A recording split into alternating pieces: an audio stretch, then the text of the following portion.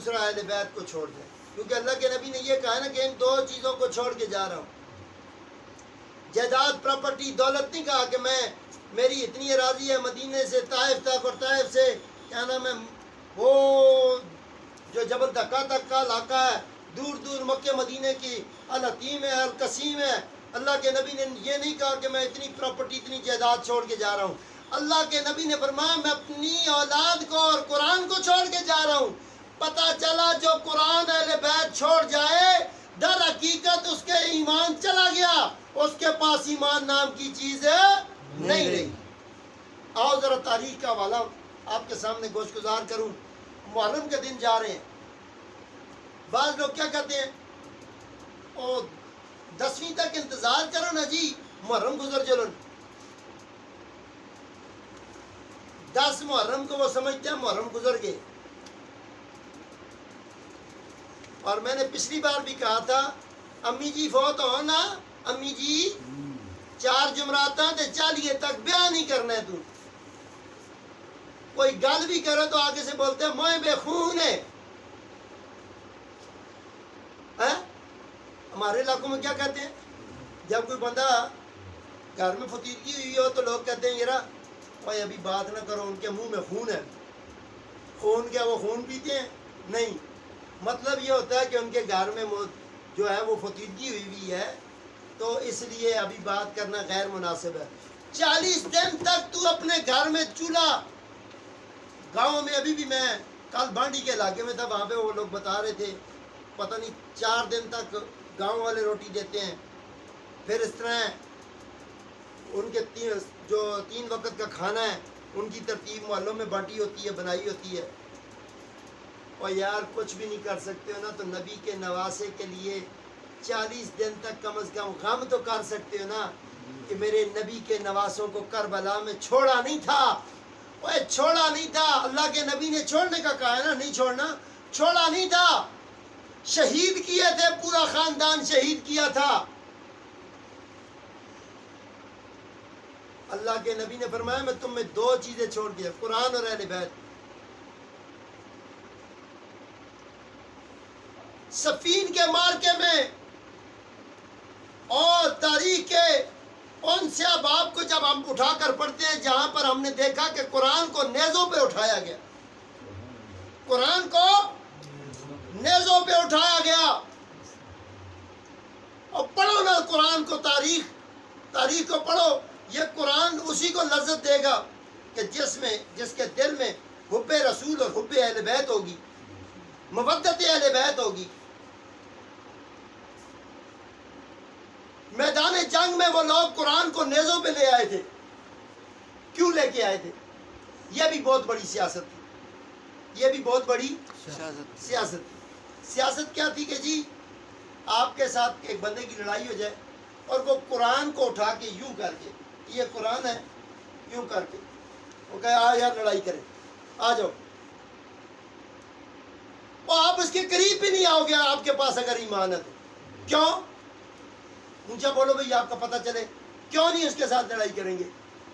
ہم اس کو کہیں گے پہلے قرآن چھوڑ، کیونکہ قرآن گر جائے گا، قرآن میرا ایمان ہے، بولو سبحان اللہ، اونچا بولو سبحان اللہ، یہ بیبیاں بھی ذرا زور سے بولو سبحان اللہ۔ تو وہ جنگ میں قرآن اٹھا کر اپنے سینوں کے ساتھ لگا کر قرآن آگے تھے کہ جب یہ ہمیں ماریں گے تو قرآن نیچے گرے گا، قرآن کی بے ادبی ہوگی۔ تو کیا پتا چلا؟ یہ تاریخ میں ملتا ہے جس نے اہل بیت کو بھی چھوڑا ہے اور جس نے قرآن کو بھی چھوڑا ہے وہ کل بھی لعنتی تھے، وہ آج بھی لعنتی ہیں۔ یہ صرف کربلا میں ہی جو ہے اہل بیت کے ساتھ زیادتی نہیں ہوئی، تاریخ پیچھے پڑھے نا، پیچھے جائیں ذرا آپ کو پتہ چلے، ممبروں پر 32 سال سے 32 ہجری سے لے کے 40 ہجری سے 132 ہجری تک، کتنی ہجری سے 132 ہجری تک؟ 40 ہجری سے لے کے 132 ہجری تک ممبروں پر اہل بیت اطہار کو گالیاں دی جاتی، سیدوں کو، سیدوں کی جد کو حضرت علی المرتضیٰ کو گالیاں دی جاتی، مولویوں کو تنخواہیں ملتی تھی علی کو گالی دینے کی۔ کوئی بندہ محمد، علی، حسن یا حسین کا نام رکھ لے، ان کو گھروں میں جا کے مارا جاتا تھا، قتل کر دیے جاتے تھے وہ لوگ۔ ڈر کے مارے لوگ علی نام رکھتے نہیں تھے، حسن حسین نام نہیں رکھتے تھے۔ اتنا اہل بیت سے بغض کیا گیا۔ کربلا کے پیچھے بہت بڑی کربلا ہے۔ یہ تو آخر میں ہم نے اللہ سے فیصلہ مانگا ہے۔ کربلا میں حسین نے جنگ تھوڑی کی ہے، یہ تو اللہ نے فیصلہ سنایا ہے۔ کربلا پروردگار کے فیصلے کا نام ہے۔ حسین کی قربانی اللہ کے فیصلے کا نام ہے۔ 40 سال، 40 ہجری سے 132 ہجری تک جتنی بغاوت، جتنی عداوت، جتنا کینہ، جتنا بغض اہل بیت کے لیے امت میں ڈالا گیا، تھوڑا بغض تھا کہ مدینے سے حسین ابن علی اپنا پورا خاندان لے کے نکلے، ہزاروں صحابہ کے ہوتے ہوئے۔ کربلا میں 72 لاشیں گرتے ہیں، اور پھر اسی سر انور کو اٹھایا جاتا ہے اور اٹھا کر نیزوں پہ چڑھایا جاتا ہے، پھر اسی چہرے پر، اسی لب پر سوٹی لگا کر بدبخت جو ہے ان ہونٹوں پر، جن ہونٹوں کو میرے نبی پاک بوسے دیا کرتے تھے۔ کربلا ہے، کربلا، یہ آج کی بات نہیں ہے کربلا کی۔ کربلا سے پیچھے بہت بڑی کربلا ہے۔ ایک کربلا پیچھے سے آ رہی ہے، یہ ایک وہ دریا ہے جس کو روکنے کی کوشش کی جاتی تھی کہ یہ نہ بہے۔ اگر یہ بہے گا تو حق سامنے آ جائے گا۔ یاد رکھو، امت کے اندر سب کچھ ہو سکتا ہے، شیعہ، سنی، بریلوی، وہابی، دیوبندی، یہ سب جتنی مرضی ہے کوشش کر لیں، حسین کے نام کو مٹا نہیں سکتے۔ حسین کے نام کو مٹا نہیں سکتے۔ اور لوگ حسین کے کردار اور حسین کے مشن کو کم کرنے کے لیے ان کے ذہن میں ایک ہی قانون بنا ہوا ہے۔ حضرت ابو بکر صدیق رضی اللہ تعالیٰ عنہ، عمر فاروق رضی اللہ تعالیٰ عنہ، اور جب بات علی کی آتی ہے، حسن حسین کی آتی ہے، تو پھر بھی بولتے ہیں حضرت علی رضی اللہ تعالیٰ عنہ، حضرت حسین رضی اللہ، اور بھائی صحابہ ہیں حضور کے غلام، اور حسن حسین ہے حضور کی اولاد۔ اولاد میں اور غلاموں میں تمہیں فرق نظر نہیں آتا؟ تیرے گھر کا کوئی ملازم ہو، تیرے خود کرسیوں پہ بیٹھے ہو، غلام تیرے ساتھ آ کے، تیرا نوکر آ کے تیرے ساتھ کرسی پہ بیٹھے گا؟ ہاں، اس کو پاس آنے کی اجازت ہے، خدمت کرنے کی اجازت ہے، جوتیاں اٹھانے کی ضرورت ہے اس کو، کیونکہ اس کو عزت تیری وجہ سے ملی ہوئی ہے۔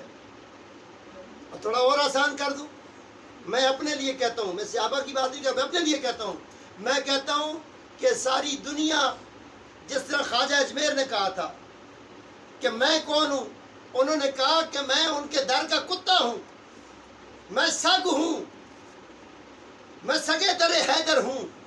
میں بھی یہ کہتا ہوں کہ میں ان کے در کا کتا ہوں۔ اب یہ نہ سمجھو کہ کتا ہے، یہ سمجھو کہ کس کا کتا ہے۔ اور کتا اس لیے انہوں نے کہا، اس لیے نہیں کہا، آپ لوگ بعض لوگ کہتے ہیں جی وہ کتا تو پلید چیز ہے، نجس چیز ہے، اور بھائی ہے نجس۔ جب آپ جیسے پاک جہنم میں جا رہے ہوں گے نا، مجھ جیسے ناپاک جہنم کی طرف جا رہے ہوں گے، تو اصحاب کہف کا کتا بھی کہہ رہا ہوگا کہ میں کتا ہو کے جنت جا رہا ہوں، تو انسان ہو کے جہنم جا رہا ہے۔